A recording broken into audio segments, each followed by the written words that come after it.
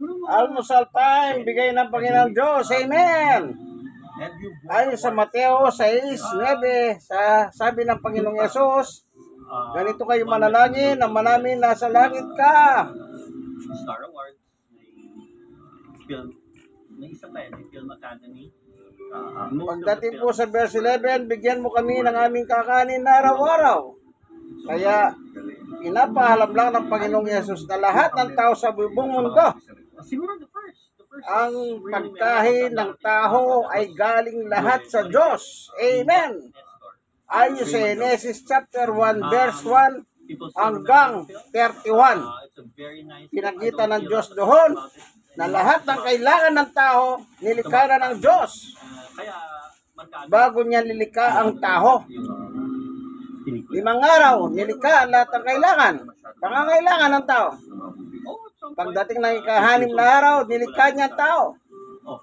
Sa labok at lupa, nilagay doon sa Garden of Eden, kompleto na. Then, meron tayong pagkain araw-araw. Kaya pasalamatan natin ang Diyos. Sarap. Okay. To direct music videos at some point, no? I was doing music videos noong puso mga Kape. I was doing some for Dyna, for DMG. So, back in Pansit. Pero hindi na consistent yung mga movies. Hindi na. Lahat siyang bigay ng Panginoon Diyos. Meron pala kaming bayabas. I work for Malaking bayabas to, binalatan ko. Hindi ko kakainin yung may buto, hayo ko yun.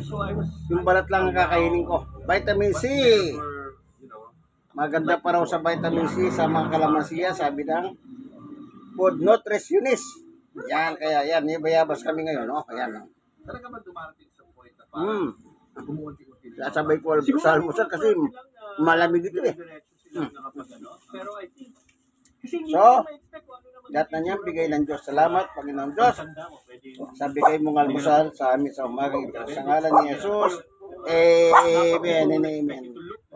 Yung kaibigan kay Jesus, Brother Manny Bautista Inquire. Alone. Like, share na share. Kayo mga na-share, share nyo po sa iba. God bless us all. Bye-bye. what you've learned. Like